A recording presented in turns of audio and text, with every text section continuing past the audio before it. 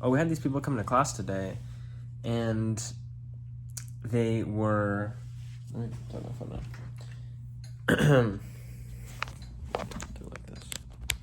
And they're from this asset management firm, and I kind of just realized that these firms are the biggest scams of all time. They all pay the financial advisors kickbacks to sell their mutual funds, their whatever the heck they're selling, and their main goal is to make sure that they have the relationships with the financial advisors so that they can have assets under management so they can collect fees, because the advisors get the people to buy into their funds, and then once the money's in the fund, they charge fees. And the problem is the financial advisors push people into these products that they get kickbacks on, but these products underperform the market.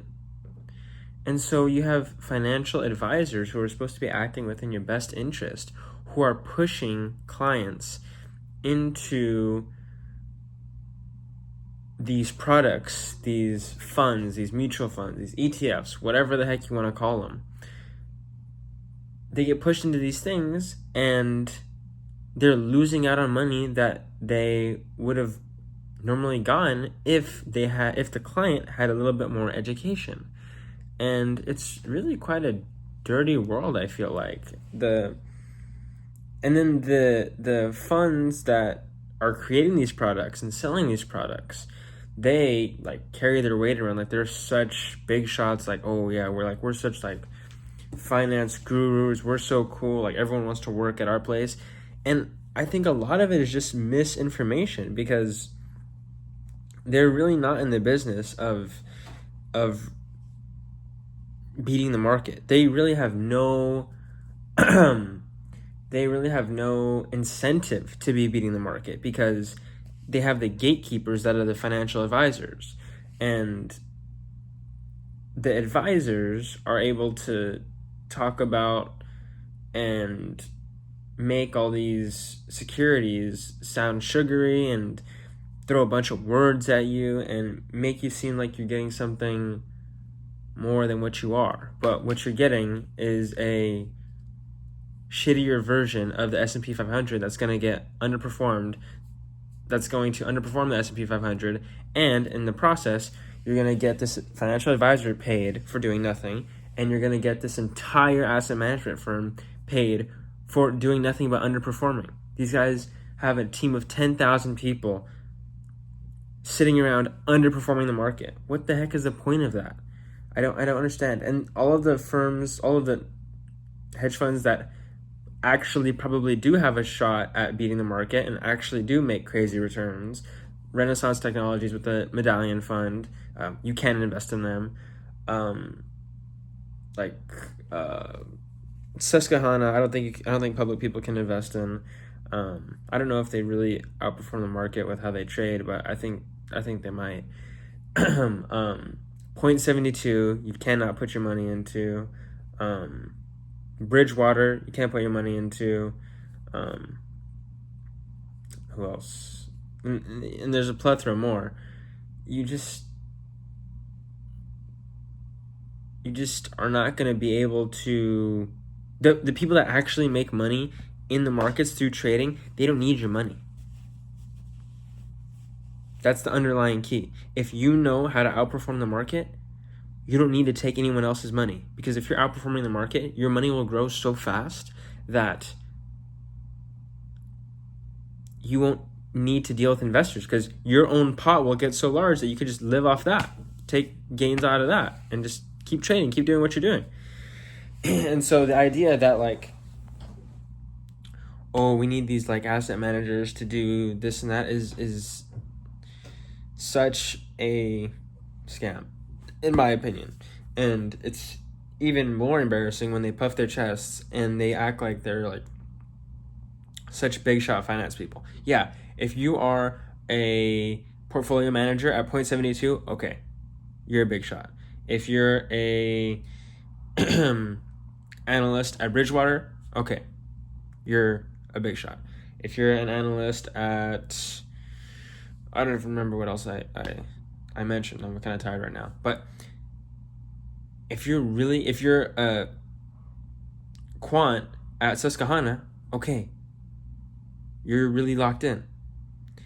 But if your entire model is based off of maintaining your assets under management and maintaining your relationships with the financial advisors to sell your products, then you're done for. Honestly, if you run a hedge fund or if you run any type of investment fund, you shouldn't need any marketing. You shouldn't need any advertising. You shouldn't need anyone to sell your business for you. If you are in the business of investing money, your number one priority is outperforming and looking at those annual average returns and indexing them against Dow, QQQ, S&P. And if you're not outperforming, what are you doing? And if you are outperforming, if you're getting 30% every single year, I guarantee that the word will get around that you're returning 30% every single year. And before you know it, you'll have 100 billion under management. You'll have $1 trillion under management. People catch on quickly. And so it's really upsetting to me when I see these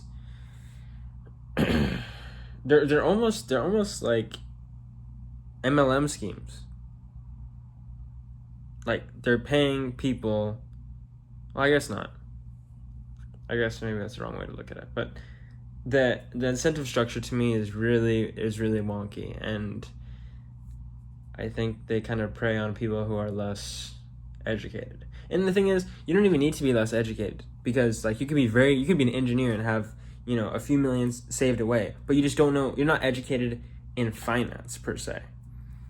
And so you end up going with these advisors and they tell you whatever mumbo jumbo they tell you, and then you're in this product that's charging you fees, and ultimately you're going to underperform the market, and you have no control over your money. You don't know what the heck you're invested in, and it's really sad situation. I asked the guys, they're from Capital Group. I asked the guys that were there today, because they came and spoke at our class, what they did during COVID, what the boardroom meetings look like during COVID. Because now, on the one hand, there's like the hedging aspect. Like, okay, like it's March 16th. We're hearing the news about this. Let's take 10% of the cash that we have on hand and hedge the entire portfolio. So we're just gonna buy super risky puts. Boom. And you just de-risk the entire portfolio. When something bad happens, your account values barely change, because all the losses that you're taking on your normal equities are going to get counteracted by your puts, which now have premiums that are skyrocketing because you just bet on the downside of the market. So there's that aspect where it's like, okay, well, we're an actively managed fund and we can see things happening and we can make split, quick decisions to protect everyone's investments. So, okay, you can do that. That's number one.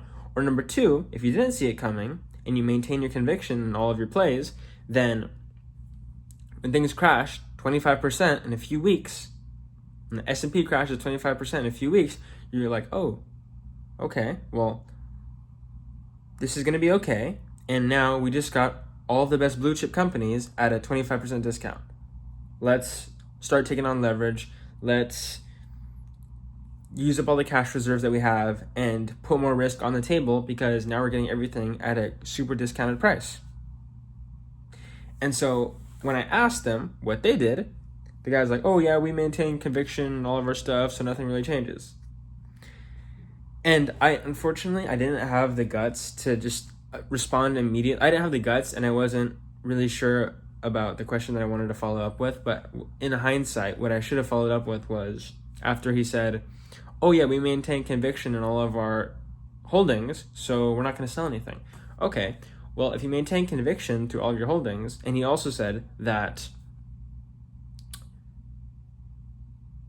we could see the other side very easily.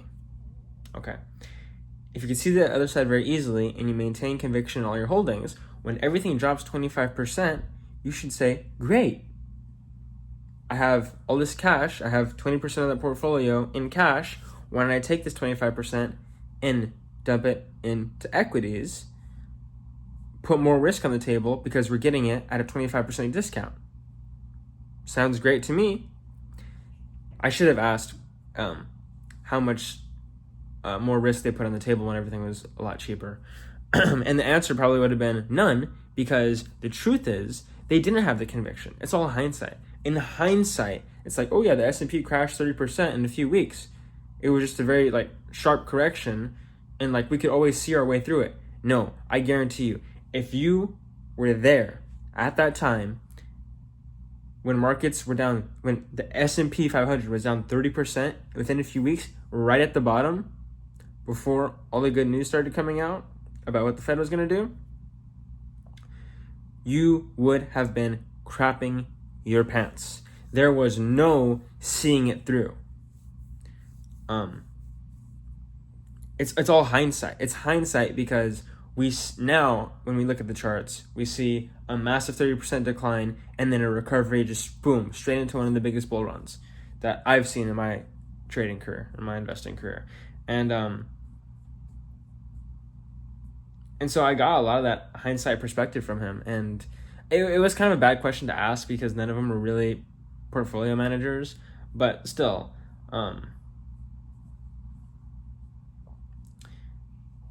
you have to make some decision. If everything crashes and you sell, okay, it's probably not the best move, but it's understandable. If everything crashes and you buy more, that shows that you knew that the dip was an opportunity. If everything crashes and you don't do anything, I guess it shows conviction, but it also shows that you don't really know what the heck is happening. Because if you did know it was going to recover, then you would be adding on more risk. Obviously, in hindsight, it would be a great time to add on risk right there. But that's hindsight. And so I take the position that Capital Group, when COVID happened, they didn't do any hedging. They didn't see it coming. They didn't act quick enough to do any hedging. And they didn't hold enough conviction to start doubling down on their positions at these 25% discounts. And, that varies depending on the company. There are some companies that only dipped a little bit. Tesla, I don't even think Tesla dipped very much during COVID, maybe 15% or something. During the initial March 2020 lockdown situation. And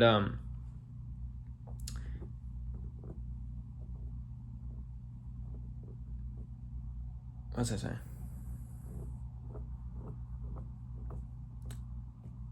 So yeah, I take the position that they probably didn't do anything because they probably didn't know what was going to happen. At the time, they probably couldn't see it through. And they just figured, okay, well, we're just going to hold everything and see when everything recovers. But I doubt that they knew when it was going to recover. And I think it goes to show how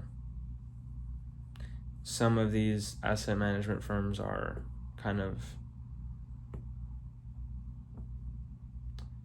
not really producing any value to society. I guess the value that they produce is mental well-being, because it's even though your returns are diluted, it's sugar-coated in so much financy jargon and things that are seemingly stable that you feel like your money's in a good place if you don't know what you're talking about. But in reality, outside of the psychological tricks, I don't think there's really any value being created. So that's my hot take on these asset management people and these financial advisors.